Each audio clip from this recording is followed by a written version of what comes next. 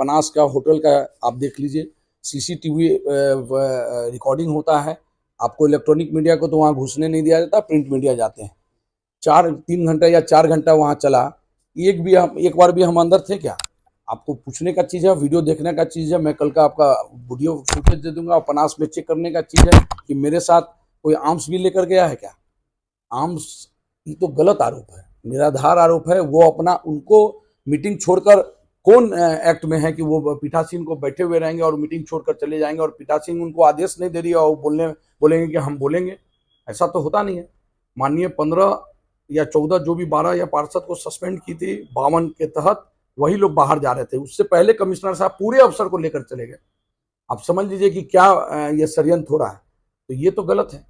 Meeting से निकलने के सवाल पर उन्होंने कहा कि गलत काम मैं नहीं करूंगा, उसके लिए मुझे फोर्स किया जा रहा है। नहीं, गलत काम तो पहले स्टैंडिंग अप बोर्ड में हो चुका है। कल संपुष्टि था, उनको याददाश्त, लगता है उनको डिमेंशिया का शिकार हो गए हैं, या मुझे लगता है कि वो आपको डिप्रेशन में चले गए। कल तो संपुष्टि था। कल माननीय महापौर और पार्षदों के द्वारा और स्टैंडिंग के द्वारा बार बार बोला जा रहा था कि आप जिसको भी है आपत्ति दर्ज कीजिए। महापौर बोली कि मैं गलत करूंगा, मैं जेल जाऊंगी। आप वीडियो में देख लीजिए। और इनको पास कर विभाग को भेज देना चाहिए था। अरे जो उसका विभाग को भेजिए, विभाग जांचेगी कि मैं गलत हूं कि ये गलत है। तो विभाग का काम है ना। यही जज हो गए, यही फांसी दे देंगे, यही सब चीज कर देंगे। ये बताइए, कल ये चिट्ठी भेजे हैं कि मैं इन पर 144 लगा दूंगा, नगर निगम में नहीं घुसेंगे। तो इनके जो चमचे और दलाल घूम रहे हैं या जो पैसा भ्रष्टाचार में ले रहे हैं, वो घूमेंगे इनके साथ। आपको वुडको में ये जा रहे हैं तो नगर निगम के प्रतिनिधि वहां क्यों जा रहे हैं? अरे नगर निगम में आप बैठिए, नगर निगम का काम नगर निगम में कीजिए, स्मार्ट सिटी का काम स्मार्ट सिटी में कीजिए, वुडको का काम वुडको में कीजिए। तो इनको तो षड्यंत्र करना है, भ्रष्टाचारी करना है, ये अपना आदमी को लेकर घूम रहे हैं, ठेकेदार से उसी से पैसा वसूल रहे हैं। अरे नगर निगम में बैठिए, नगर निगम का काम कीजिए, वुडको में बैठिए, वुडको का काम कीजिए। तो माननीय महापौर बोली है कि सोमवार से मैं ये मुख्यमंत्री जी, डिप्टी सीएम सबसे मिलूंगी और पटना में जो ये लोग अधिकारी जो कचरा वाले हैं, जो कचरा अधिकारी है नगर निगम में, सबको मैं साफ करके रहूंगी। वार्ड नंबर 13 के वार्ड पार्षद द्वारा भी आरोप लगाया जा रहा है कि ये लोग जो है न्यायालय से भी बड़े हैं, यहाँ तक कि आपको सुपर मेयर भी कहा गया है। नहीं, सुपर मेयर तो भाई बोलना, ये हम बोलेंगे सुपर सीएम है, सुपर, ये तो बोलना उनका ये है।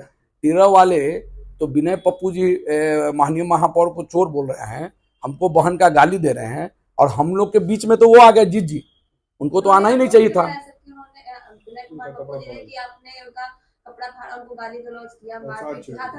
नहीं ना, हाथापाई तो वीडियो है आपके पास, वीडियो ले लीजिए। और माननीय थाना प्रभारी महोदय को भी मैं दिखाऊंगा, डीएम साहब को भी दिखाऊंगा, एसएसपी साहब को दिखाऊंगा कि ये गाली बके। मैं तो बैठा हुआ था कुर्सी पर और ये गाली बककर, और सभी माननीय पार्षद और प्रतिनिधि उस पर कूद पड़े। तो शिशिर कुमार पर ही केस क्यों? इनके कहना आपका बोले ना कि जीत जी ये आए, जीत जी का गलती नहीं है क्या? आए, वो भ्रष्टाचार के साथ दे रहे हैं।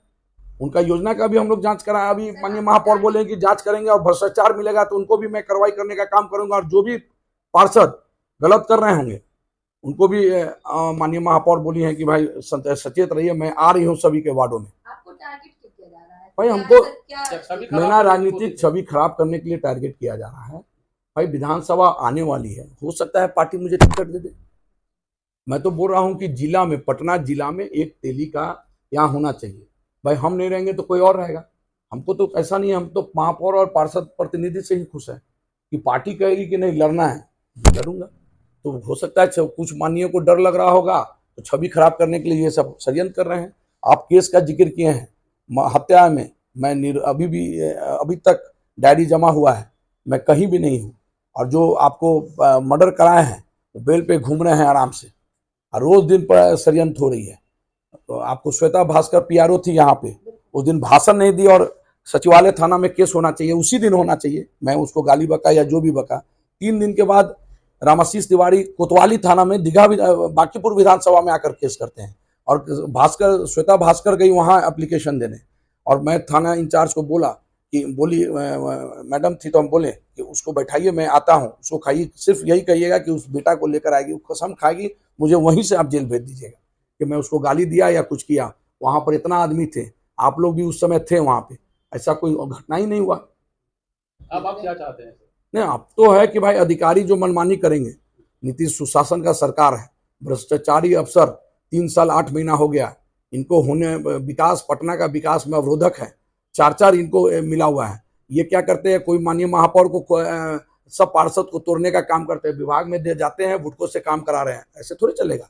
ये पटना का विकास थोड़े हो रहा है, ये तो यहाँ पॉलिटिक्स हो रहा है। महापौर के खिलाफ ये षड्यंत्र कर रहे हैं। आप देख लीजिए 60-70 करोड़ का योजना है बिना स्टैंडिंग बोर्ड से पास किए हुए। इनको तो जेल जाना ही जाना है, जैसे भी जाए। कहीं ना कहीं इतने आरोपों के बाद आपकी छवि पर असर पड़ेगा, तो जनता से क्या कुछ कहिए? नहीं, जनता तो निर्णय ले लेगी भाई। जनता तो निर्णय ली तब ना 1,56,000 से महापौर जीत रही है। पहले भी मुझे तंग किया जा रहा था। आज मेरी मेरी वाइफ पार्षद है, 6100 वोट मेरे वार्ड में आया। जनता जान रही है शिशिर अति पिछड़ा का बेटा है, इसको तंग किया जा रहा है, जनता को दिख रहा है। और इस बार विधानसभा में भी आप जनता देखिए इस मुकुल जवाब देगी। पिछड़े के बेटे को टारगेट क्यों किया जा रहा है? क्यों पिछड़े को आगे बढ़ने का हक नहीं है? अरे भाई, आपको देख रहे हैं कि प्रधानमंत्री जी और सीएम साहब सिर्फ अति पिछड़ा पर, ओबीसी पर अभी बात हो रहा है। आप समझ रहे हैं, अमीनेश परासर स्वर्ण जाति से आते हैं तो वो तो तंग करेंगे ही ना हम लोग को। उनको बर्दाश्त कहाँ हो रहा है कि हम कोई भ्रष्टाचार चीज पकड़ दे, महापौर पकड़ रही है तो महापौर अति पिछड़ा, मैं अति पिछड़ा। वो तो अपना काम कर रहे हैं। मेरा नगर सचिव भी स्वर्ण जाति से आते हैं। हम लोग तो बोले, अभी तो चिट्ठी जाना था, वो टाइप नहीं हो पाया, मंडे को जाएगा। इन लोग तो हम लोग को भेदभाव कर रहे हैं अभी भी। वो भी माननीय मुख्यमंत्री जी जो अति पिछड़ा हम लोग को दिए हैं, मैं मुख्यमंत्री जी का धन्यवाद देता हूँ। और मिलकर और डिप्टी सीएम साहब लोग को भी बोलूंगा कि देखिए इन लोग ऐसे कर रहे हैं। उन्होंने प्रेस कॉन्फ्रेंस में कहा कि पटना नगर निगम में सभी तरह से कचरा साफ कर देंगे। कचरा तो अभी जितने भी अधिकारी और कर्मचारी हैं सब इनसे त्रस्त है। कोई इनके मुंह से डर से नहीं बोलता है।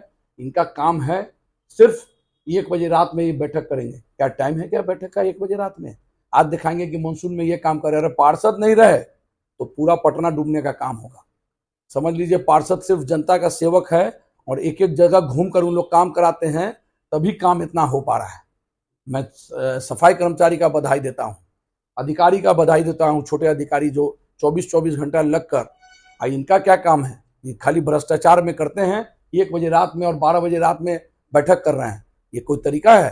आप अपना टाइमिंग, पहले भी कमिश्नर नहीं आए क्या? 1952 से अभी तक खाली अमीनेश परासर आने पर ही पटना साफ हुई है क्या? पहले भी आए हैं कमिश्नर। और पटना 397 रैंक था माननीय महापौर में जब आई थी। इनके समय में 48वां रैंक, इनके पहले 48वां रैंक था। आज मेरे यहाँ बोर्ड लगा हुआ है, देखिएगा क्या रैंक लिखा हुआ है।